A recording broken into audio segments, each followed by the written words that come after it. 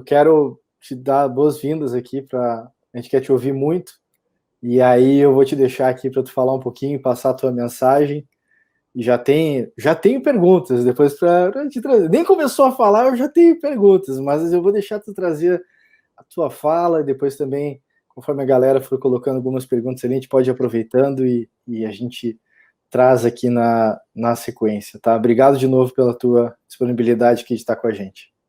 Obrigado. Bom papo aí. Obrigado você, Daniel. Obrigado, Trevisan, Alexandre. O Alexandre é um grande amigo meu, um cara que a gente cresceu juntos na faculdade. Eu tenho uma grande admiração, um grande respeito. Ele sempre foi um empreendedor, a gente lá tentando programar, ele já estava pensando em formas comerciais de abrir a empresa dele, da gente fazer software. Ele já estava sempre uns passos bem à frente e a gente estava lá tentando programar, ligar computador, e ele já estava com a cabeça 10 passos na nossa frente. E teve uma coisa bem interessante, que foi, eu fui para o mercado financeiro, me afastei um pouco da tecnologia o mundo dá muitas voltas, porque hoje, nos últimos 10, 15, 20 anos, o que o mercado financeiro está tentando fazer é entender sobre como a tecnologia está mudando tudo. E a gente vai falar um pouquinho disso, e fiquem à vontade para me interromper a hora que quiserem. Eu fiz um apanhado bem rápido aqui, em 2 folhinhas, sobre o que a gente está esperando no mercado para a economia no Brasil, nesse ano, ou na recuperação pós-pandemia, até o ano que vem. O ano que vem é um ano de eleição, é um ano que o mercado certamente já está ficando preocupado com essa dinâmica, a gente vai falar um pouquinho. E eu vou falar dessa evolução, quais são os riscos, quais são os upsides, as vantagens que a gente pode ter em relação às expectativas, quais são as frustrações. E no final, dá para vocês um pouquinho também do panorama de como esse mercado financeiro está tentando se aproximar dessas questões que eu coloquei de tecnologia. Hoje, os fundos de venture capital, os fundos que têm risco, que compram empresas no estágio, ou investem em empresas no estágio inicial, eles estão numa efervescência muito grande, inclusive no Brasil.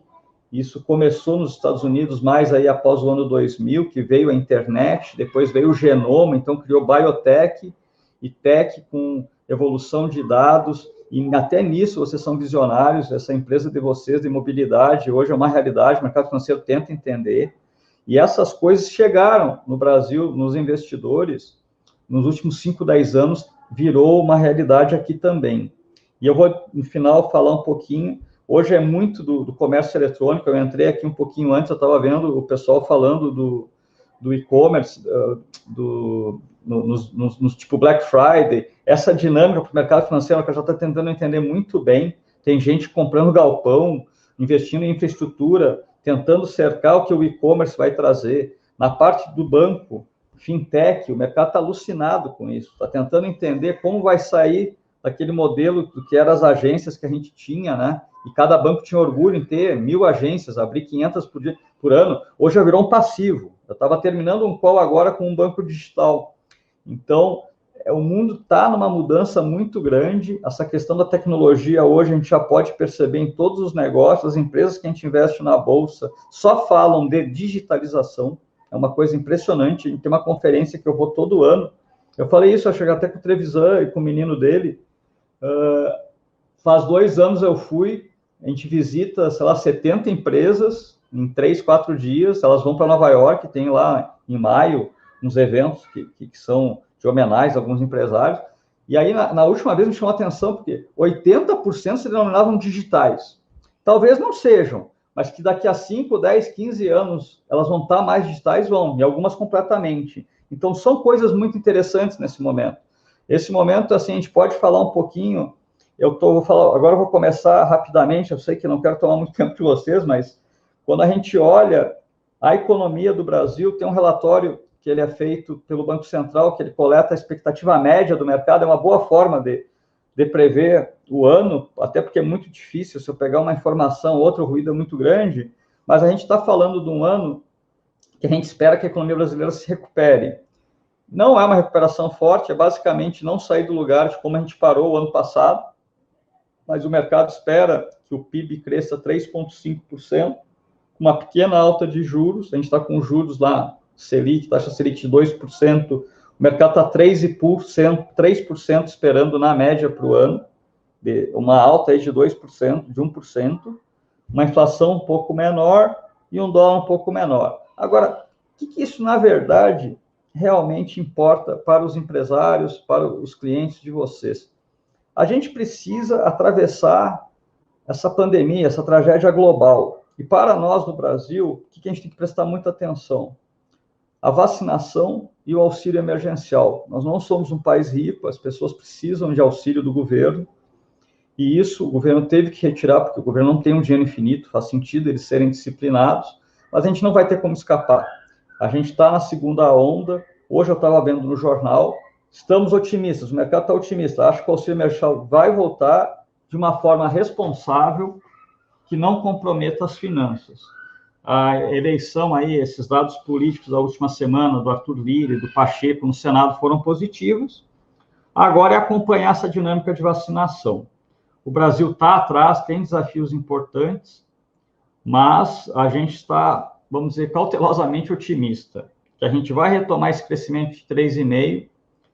Agora, é muito importante que o auxílio volte, mas isso, com a eleição em 22, a gente acha muito improvável o governo não fazer nada, até porque a popularidade dele está caindo. Então, é um momento que eles vão realmente reforçar a renda dos menos favorecidos. E isso, para vocês empresários, claro, os clientes de vocês vão ter mais dinheiro para gastar, a gente vai ter um equilíbrio, no sentido, vamos dizer, econômico, das camadas que precisam mais, mas o governo tem que ter cuidado, senão daqui a pouco a dívida PIB já está num nível de insolvência. Mas eu não estou ultra preocupado. O que a gente tem que prestar muita atenção é a vacinação. Nós temos uma população de mais de 200 milhões de pessoas. Se a gente for pensar em termos práticos, para realmente olhar os vulneráveis ou as pessoas que poderiam ainda ter mais problema, a gente precisaria vacinar mais da metade da população. Então, se não for da Johnson, as vacinas que a gente está olhando hoje demandam 2 doses, não é trivial isso. Se for lá, temos que vacinar 100 milhões de pessoas. Até o final do ano, é quase 200 milhões de doses. Se a gente fizer a conta, é desafiador. Mas é o que o governo, como tem eleição no ano que vem, e as coisas precisam funcionar, vamos ver a velocidade que isso anda. É a coisa que eu fico mais preocupado. A questão política de eleição do ano que vem, parece que a gente ainda não tem um risco de um candidato maluco, ou alguém que poderia colocar o mercado em risco com ideias, vamos dizer, comunistas, de tomar as empresas ou criar um populismo exacerbado. Não acho que é o grande risco. Essa agenda que o governo tinha, que o mercado estava esperando de reformas, foi muito travada, teve a pandemia e teve uma discussão entre o Maia, que era o presidente anterior da Câmara, e o nosso presidente, que está sem partido. Esperamos com o Lira e com o Pacheco no Senado a retomada disso tudo. Deixa eu ver aqui mais. O que eu separei, eu já tinha falado um pouquinho no início. Quais são os segmentos da economia que estão muito bem? O agro é um segmento que o Brasil vai muito bem. Eu não sei como os clientes da empresa de vocês têm a exposição, mas é um segmento que o Brasil ganhou produtividade, seguiu meio incólume a crise, porque também é exportador, né? Então, o povo continua comendo fora e não passou por isso. Agora, uma área que talvez interesse mais a vocês e a gente que está aqui dentro do Brasil é a área de serviço, que sofreu muito com essa pandemia, e vai depender realmente da reação, de quanto que a gente consegue conter a doença. A gente espera uma recuperação um pouco mais tímida esse ano, e no ano que vem, se Deus quiser, com a população, vamos dizer, imunizada, voltando aos pontos anteriores que a gente tinha em 2019 e podendo retomar essa trajetória. Coisas que o mercado do meu lado financeiro está olhando com muito carinho e tem a ver, acho que até muito com o negócio de vocês, Alexandre e Daniel, o leilão de 5G, teve uma discussão que estava sendo meio politizada, o mercado temia que o governo entrasse do Trump e tivesse restrições. Aparentemente não vamos ter restrições de participação, inclusive de chineses no leilão. É algo que vai destravar vários investimentos em infraestrutura, e vai ter uma questão de banda e de espectro, de velocidade, que tem muita coisa nas aplicações que a gente olha, que a gente está acompanhando isso na Europa e nos Estados Unidos, que podem mudar de patamar. É relevante, acho que pode gerar mais negócios para a gente, para a empresa de vocês, inclusive, Alexandre.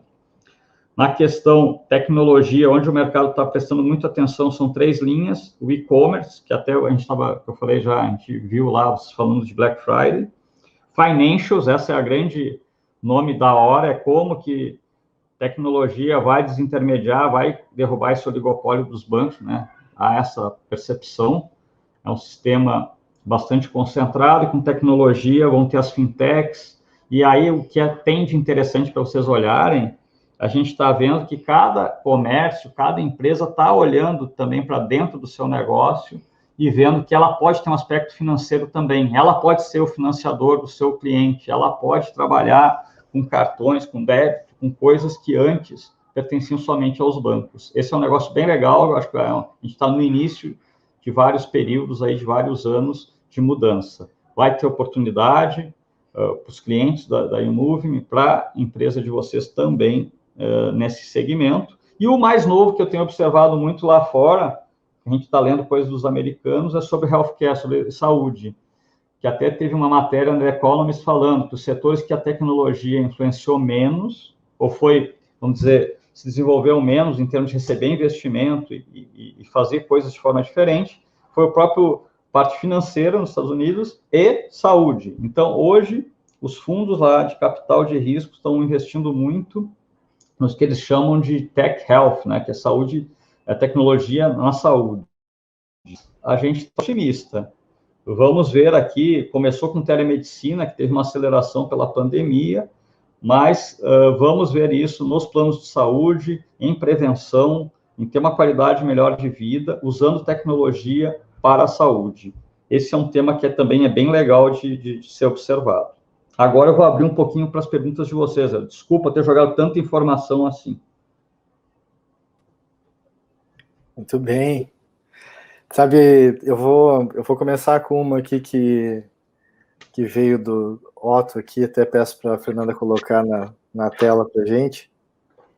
Ele traz aqui o seguinte, ó, o crédito no Brasil é muito menor que nos Estados Unidos, China, Chile.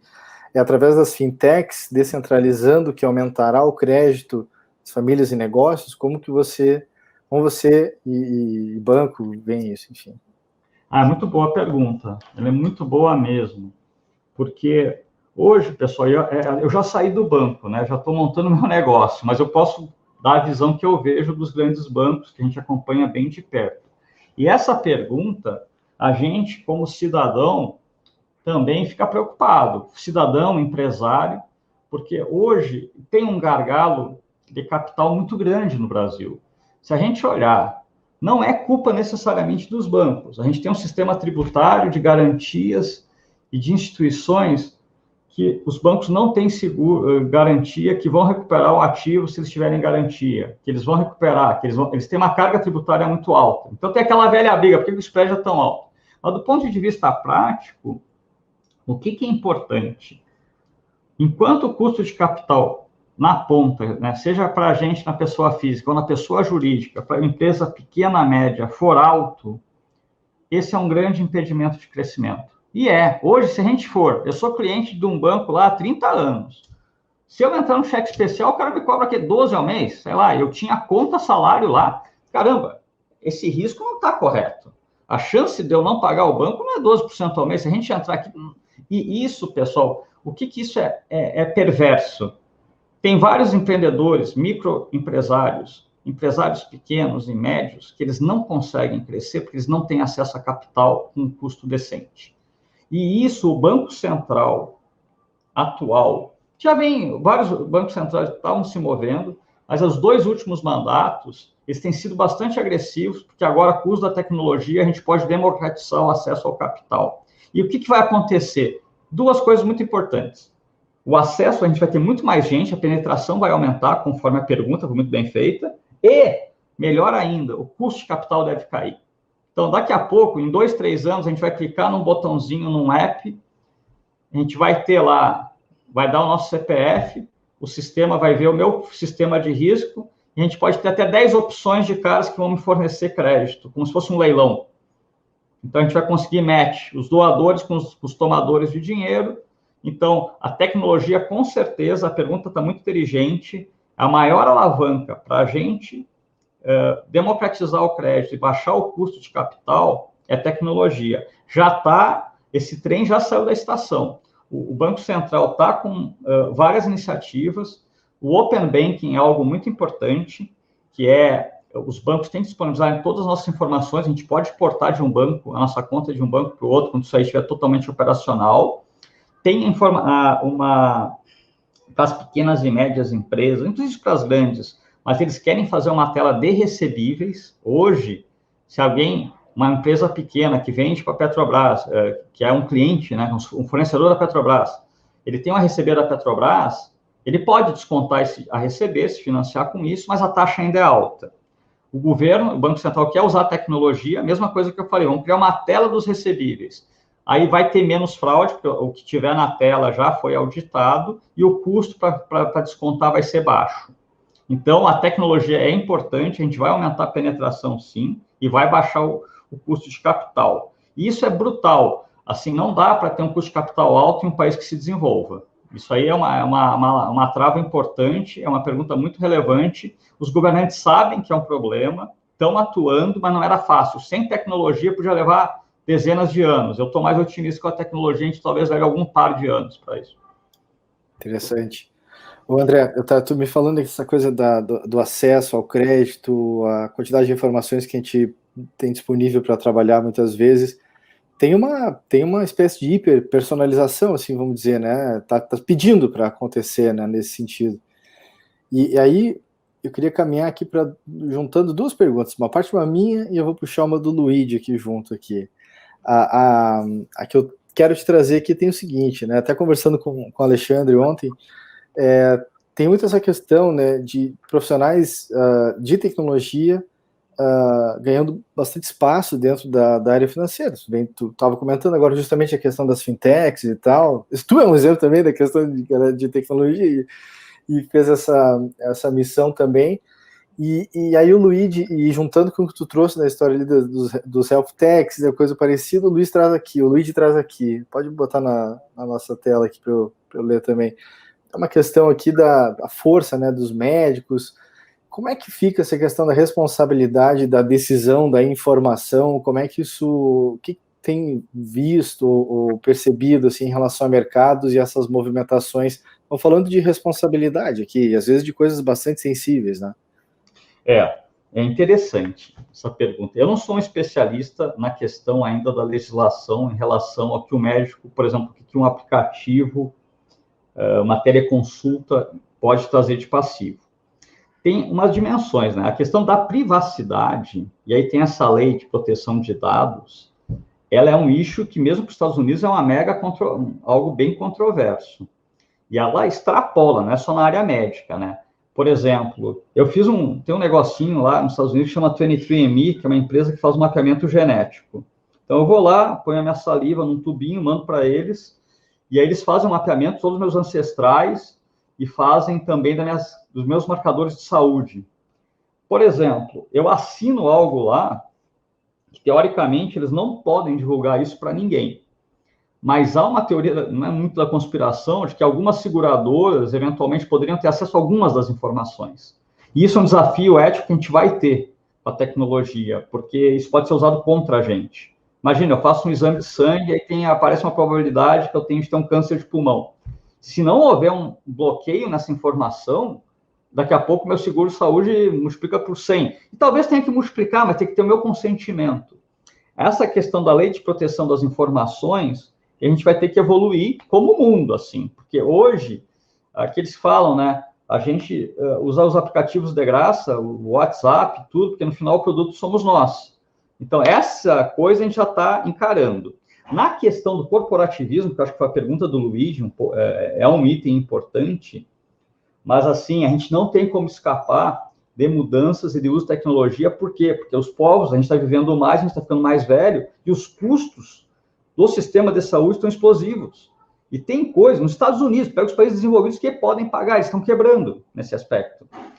E o que acontece? Olha que interessante, tem coisas, então essa força, existe uma questão popular, não popular, mas existe uma força governamental, de orçamento, de budget, né? e uma necessidade pessoal das pessoas que estão vivendo mais, graças a Deus, e precisam ter qualidade de vida, que vai virar um problema público, social. Se não, então, aquele corporativismo, aquela defesa que a gente tem dos médicos, tem coisas, por exemplo, a minha esposa é oftalmo. No Brasil, só teve uma decisão do Supremo que só médicos podem fazer exame para óculos. Nos Estados Unidos, por exemplo, não existe isso. Existe o técnico, o optometrista. O cara faz faculdade, ele não é um médico, ele pode ter uma ótica e receitar óculos. Por que no Brasil passou isso? Porque é uma reserva de mercado. O cara que é oftalmo, a Associação CBO Brasileira de Oftalmo, eles querem reserva. Esses interesses, quando eles chegam num ponto de ruptura com o interesse da sociedade, eles não podem prevalecer, até por força pública vai ter pressão política. A questão da saúde, eu tenho convicção de que esses interesses de classe vão ser suprimidos, não vão ser maiores do que a gente está vendo, vamos dizer, do interesse maior. Porque, por exemplo, a gente tinha o lobby do tabaco, pagava muito imposto. Chegou num ponto, o lobby do cigarro, né? Chega num ponto que o governo vê, mas só em hospital eu estou gastando uma fortuna que é muito maior do que o imposto que esses caras me pagam. Então, eu vou para cima deles. Isso a gente não tem como fugir de coisas nessa linha. Na saúde, tem coisas ainda, a gente escapou do tabaco. Hoje, o cigarro, vamos dizer, é um inimigo da saúde pública, e há um entendimento dos governos. O açúcar é outra droga, que eu adoro açúcar, televisão lembra, sorvete e tal, mas assim, para a saúde pública, é um horror. Então, eu sou otimista, mas otimista por quê? Porque do lado econômico, as sociedades não conseguem mais conviver com esses problemas. Falei, minha esposa é médica, né? E ela fala, diabetes, é uma coisa que a gente não tem noção de quão mal faz e quanto custa para o sistema isso. Porque aí começa com isso, aí o cara tem problema de visão, problema, vamos dizer, circulatório, problema de pressão. Então, tem coisas, e a tecnologia vai tornar isso muito óbvio. Eu sou bem otimista com isso. Essa questão do Big Data é como se fosse uma alquimia que a gente nem precisa entender por quê, ele só dá o resultado. Não sei se vocês viram, na própria Covid, o cara com Big Data, o cara por voz, ele sabia se o cara tinha Covid ou não. Você sabe, e o algoritmo é agnóstico, ele não sabe por quê, mas ele tem milhões de vozes lá, o cara doente, o cara não doente, pum. Isso é fantástico, acho que é uma mudança, uma revolução industrial que a gente está vivendo. Eu estava lendo os comentários aqui, depois eu quero trazer a pergunta do Marcelo, mas antes, a Dora, querida Fernanda Dora, trouxe aqui, lembrou, porque tu estava falando da questão das informações do 23andMe, que podem ser, né, mas está falando aqui de uma questão ética, mas tem uma outra questão que acontece, que é a não controlada. A galerinha foi lá e, bum, pegou a informação e fez ela ir para aí. E, basicamente, todos os brasileiros, até que se prove o contrário, tiveram seus CPFs e todas as informações aí, né? O quanto que isso vai acabar virando um medo para novas empresas quererem aparecer no mercado e começar a trabalhar? Como é que tu enxerga essa coisa do... Porque empreender por si só é um risco. Eu criar um produto, eu estou me colocando em posição ali de vulnerabilidade, criando produto, tentando estabelecer um modelo de negócio, e tem eu estou guardando uma série de informações ali que eu tenho que me colocar super responsável com isso, né? E muitas vezes a segurança não é a primeira preocupação de uma empresa quando ela está iniciando e tal. E essa é uma coisa que eu venho acompanhando muito do mercado, essa coisa do security by design, quer dizer, eu começo a modelar as coisas já pensando em segurança. Mas como é que tu enxerga essa coisa das inovações e essas tentativas aí? É muito bom ponto. Quando a gente olha nos Estados Unidos, é sempre legal olhar aquele mercado, só que a gente tem que fazer alguns ajustes, né? Mas eles estão provavelmente alguns anos à frente onde a gente vai buscar. Só que lá, por exemplo, toda vez que eu vou numa conferência, faz tempo, mas eu tinha uma no Vale do Silício, que a Goldman Sachs, que é um mega banco, faz. E aí tem um segmento lá só de cybersecurity, que é segurança da informação. Mas por quê? Porque realmente, com o crescimento explosivo de informação que a gente deixa na nuvem ou nas empresas, começa o risco a ficar exponencial dos caras acessarem os nossos dados. Lá tem um complicador que é para o bem e para o mal. A legislação lá é muito dura, né? Então, às vezes, uma empresa americana, se ela abre, uma pequena empresa abre, e alguém rouba o repositório de dados, é capaz dela quebrar. Aqui no Brasil, a lei ainda não é tão hostil em relação às empresas. Tem um lado bom e um lado ruim, né? Tem gente americana que não quer vir para cá, porque acha que se tiver um problema legal, ele não vai conseguir receber. Mas, ao mesmo tempo, hoje ainda, nossas empresas, a legislação de segurança não é um empecilho que quebraria uma empresa. A gente tem que ver a evolução disso com o tempo. Mas, realmente, essa cara de de segurança cibernética, nos Estados Unidos, é uma das áreas que mais crescem. E vai ser global isso. Porque vem junto com o crescimento do número de dados que a gente está exposto, né? E cada vez cresce muito, né? Esse é o grande lance. E talvez, falando do Big Data, a gente tem a questão do Small Data, né? De como é que eu começo a olhar, um pouco voltando para a história da personalização que eu estava comentando antes contigo. Sim. O Marcelo trouxe uma pergunta aqui, se você colocar, Fernando, na tela também. Como você definiria um range de crédito justo para empresas brasileiras PMG? Sim. Um range de crédito justo. Em termos de taxa, ou quanto que eu acho que elas estão? Porque o que acontece? Eu vou falar em termos, vamos dizer, de um rating. Rating de capacidade de pagamento, tá? As grandes empresas, isso no Brasil é uma coisa que é tipo um país em desenvolvimento, a diferença das grandes empresas para as pequenas é muito grande. E a gente tem uma mortalidade muito grande nas pequenas. Isso quer dizer o quê, no final? Quando eu pego as que atravessaram a arrebentação e foram, que são as Ambevs, Vale do Rio Doce, Petrobras não, mas vamos dizer, os grandes bancos, eles têm um rating nível internacional, praticamente. É um nível de risco muito baixo, quase que subordinado ao risco que o país tem. Algumas são até um risco melhor que o próprio país. Porque lá fora tem isso, assim, o Itaú é um grande banco, a Vale é uma grande mineradora, o risco delas, às vezes, nem é a operação delas, é o país onde elas estão. Isso quer dizer assim, o risco dela, da operação dela é muito baixo. Quando a gente vai... Então, o risco das empresas brasileiras grandes, ele é baixo em nível internacional, as taxas são razoavelmente competitivas, só não são mais competitivas lá fora pelo risco que a gente chama de risco Brasil. Que aí o estrangeiro fala, mas o risco Brasil é dele, porque ele opera naquele país. Então, isso é uma forma. Quando eu vou lá para baixo, para as pequenas empresas, aí é uma guerra, aí é aquele negócio que eu estava falando do cheque especial. O custo das empresas no Brasil é altíssimo, a mortalidade das empresas é altíssima. É um país em desenvolvimento que, por falta de acesso a capital, acaba virando uma profecia autorrealizável. O cara não consegue dinheiro do banco barato, acaba por não conseguir acesso ao crédito, acaba piorando a própria situação dele. E aí, então, esse rating dessas empresas são ratings bem frágeis, custo de capital alto. Nas médias, aí a tecnologia já está sendo usada, vamos dizer, tem empresas como a Stone, vamos dizer, a PagSeguro, na parte mais baixa, que com tecnologia já fornecem crédito melhor. E aí as empresas médias estão um pouco melhores do que eram uns 3, 4 anos atrás. Eu não sei se eu entendi direito a pergunta, pode passar um... O Marcelo estava falando aqui em termos de taxa, spreads malignos, cheque especial, enfim, acho que também pega um pouco do que tu comentou lá no teu início, lá das coisas por que tu sendo um cliente de um banco durante tanto tempo, por que né, essa taxa não pode ser diferente, te beneficiando, né? Porque eu acho que tem um pouco disso, né? Já que tudo vai virar um banco, dito que as coisas estão acontecendo, o que vai me segurar ali, né, para manter meus, né? E assim a coisa acontece.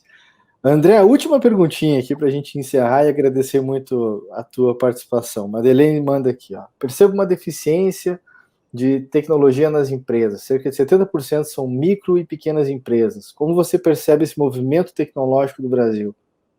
Porque aqui entra um ponto para complementar um pouquinho, essa coisa do crescimento, tem o lance da tecnologia, mas também tem um lance de acesso à possibilidade de crescer, né? Essa é uma mistura aqui que eu acho que tem nesse jogo, né? Excelente pergunta. E você vê, né?